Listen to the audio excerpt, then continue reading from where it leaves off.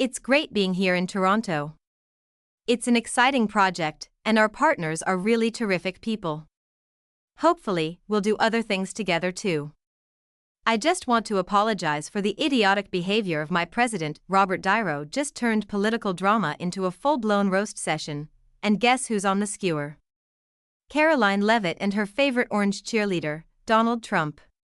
It's like watching a Hollywood legend walk into a MAGA rally with a flamethrower and a thesaurus. If you thought Niro was savage in Goodfellas, wait until you see him verbally body slam two of the loudest wannabe politicians on live TV. Grab your emotional support popcorn, this takedown is Oscar-worthy. Trust in President Trump, he knows what he's doing. This is a proven economic win. I hate bullies, thugs who use their strength to push others around. They think they can achieve power and hang on to it by intimidating others. Sadly, sometimes it works, but most of the time, it doesn't. And now we have Trump, he's all that. Robert Niro doesn't do subtle. He doesn't do neutral. And he definitely doesn't do PR-friendly celebrity fence-sitting. The man's been serving blunt force truth since before Karoline Leavitt was born, usually with a raised eyebrow, a half glare, and the kind of energy that says, "I've had it with your BS." This isn't some washed-up star latching on to politics for relevance. No, Niro's been consistent for decades, equal parts grumpy uncle and political sniper. He can direct traffic, thanks.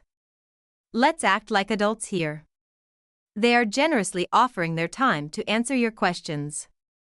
You don't need to scream at them like a bunch of schoolchildren. Go ahead, but while Trump's been his favorite punching bag for years, deservedly so, this time Niro aimed at someone even more laughable, Karoline Leavitt. You know, Trump's Gen Z parrot with the volume turned up and the logic turned off.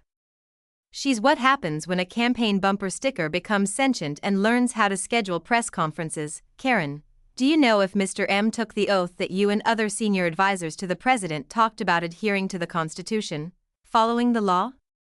Do you know if he took that oath? I don't know the answer to that question, but like I told Caitlin, I can get back to you guys on that. So, when Niro had a mic in hand and saw both Trump and Leavitt doing their usual "We love America, now here's why we're undermining it" routine, he didn't hold back. He took the entire MAGA playbook, lit it on fire, and drop-kicked it through a plate glass window. It wasn't just a critique, it was a demolition job with zero room for interpretation. This wasn't a political comment, it was performance art with scorched earth as the backdrop. Niro didn't miss, he never does.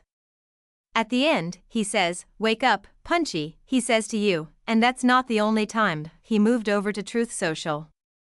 Robert Niro, whose acting talents have greatly diminished with his reputation now shot, must even use a teleprompter for his foul and disgusting language, so disrespectful to our country. Now, in all fairness to the former president, is that true? Do you have to use a teleprompter when speaking about President Trump? Or are you able to just riff on your thoughts on him? Yeah, he's so stupid. If you're enjoying this, please subscribe. Robert Niro, the cinematic godfather of "I'm too old for this rubbish," just cracked open a political piñata, and guess what spilled out? Karoline Leavitt, Donald Trump, and about 3 metric tons of MAGA-grade nonsense. The man's been in mob movies for decades, but nothing could prepare him, or us, for the clown car that is today's right-wing media echo chamber. And when Niro finally had enough, he didn't just clap back. He went full Scorsese, third act, guns blazing, truth bombs dropping, and dignity left in the rearview mirror, in a very bad situation. I remember you and I, about 5 or 6 years ago, talking down at the Spring Studios. Something about I said, "What just happened?" No, it didn't happen. It's all about truth, and what we have here is a denial of truth all over the place. And even the speech that he made after is insane. It's just insane, and I'm very, very concerned about it. Karoline Leavitt, in case you're unfamiliar, is what you get when a Trump staffer and a conservative podcast comment section have a baby. She's been puffed up as the young, fresh face of MAGA too, which is just the same old grievance and gaslight combo in a Gen Z Snapchat filter. She's the kind of person who believes being loud on Fox News qualifies as a policy position. Imagine someone trying to cosplay as Kayleigh McEnany but with fewer facts and more TikTok confidence, and that's exactly what caught Nairo's attention. Not because he was bored, not because he's suddenly auditioning to be CNN's next pundit, but because he's a guy who's been watching American democracy spiral into a real-life satire, and someone handed him a microphone. Which White House official made the decision to bar the AP reporter from the Oval Office and the diplomatic reception room last night? Well, first of all, let me just set the record straight. It is a privilege to cover this White House. It's a privilege to be the White House press secretary. And nobody has the right to go into the Oval Office and ask the President of the United States questions. That's an invitation that is given, and there are hundreds of outlets on this campus, many of you in this room, who don't have the privilege of being part of that pool every single day and getting to ask the President questions we reserve. So there he was, staring down the political equivalent of a group project where one person does all the work and the other just yells fake news. Rather than suffer in silence, Niro did what Niro does best, he detonated the script. He went for Karoline first, not because she's important, she isn't, but because she's loud, painfully self-assured, and trying really hard to be the heir apparent to Trump's chaotic throne. And look, you've got to admire the delusion. She talks about truth the way a used car salesman talks about low mileage. The conviction is there, but the content, not so much. Niro, being Niro, didn't just say she was wrong. He laid her logic out like a soggy meatball sub, limp, overcooked, and falling apart under the slightest scrutiny. He pointed out how Karoline Leavitt, barely old enough to rent a car, somehow managed to be more committed to defending Trump's lies than actual grown-ups with political careers when it comes to tariffs. The president has been very tough on China, not just now with 20% and more with the reciprocal tariffs that will hit on April 2nd, but look at what he did in his first term. There were billions of dollars worth of tariffs that he implemented on China, and it's quite telling that the previous administration did not rescind those tariffs because they realized the value that they had in not only deterring China, but also raising revenue here in the United States. She wasn't just towing the party line, she was breakdancing on it, like her Fox News internship depended on it. Then came the real fireworks.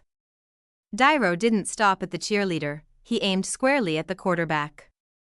The Trump administration, yes, the whole 4-year reality show where facts were optional, empathy was cancelled, and Twitter was basically state media. Niro reminded everyone that Trump didn't just lie, he built a theme park around it.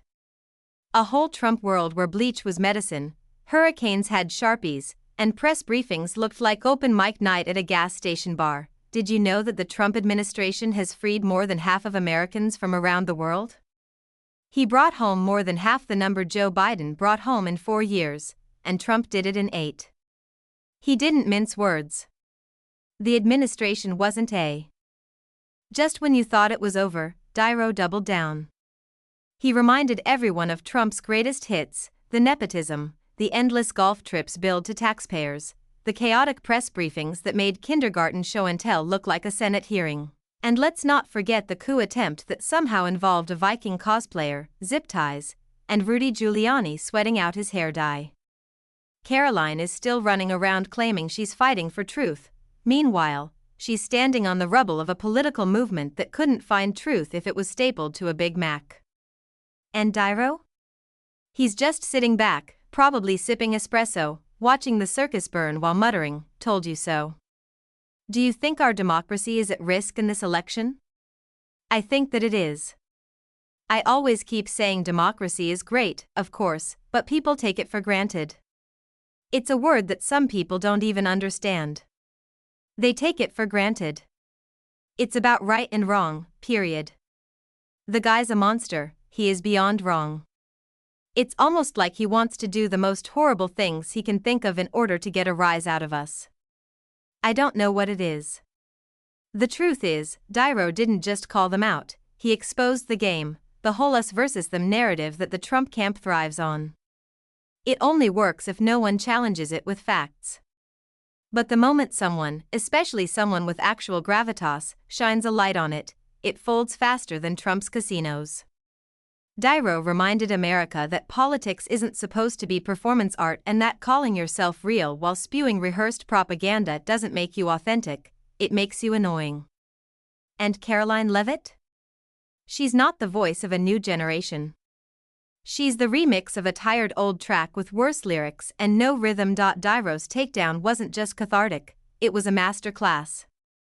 He showed that you don't need to yell when the facts are loud enough, that logic, when applied with precision, can be more devastating than any Twitter rant. And most of all, that there's still room in the public square for truth, even if it has to show up in a leather jacket and start swinging. But let's not pretend this was a one-off.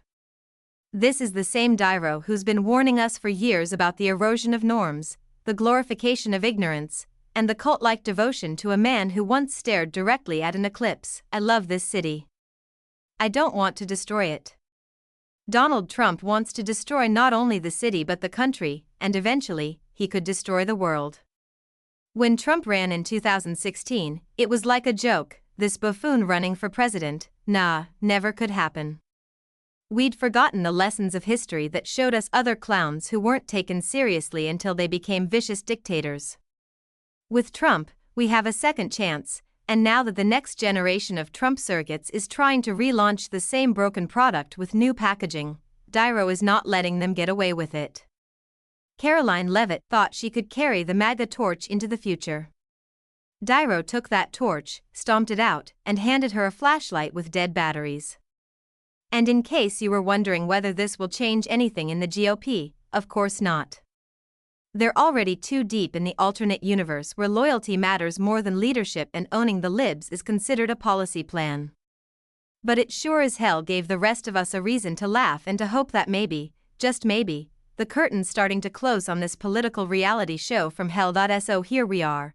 Niro once again reminding the world that sometimes the truth doesn't come from a podium, it comes from a pissed-off actor who's seen better scripts, better presidents, and better lies.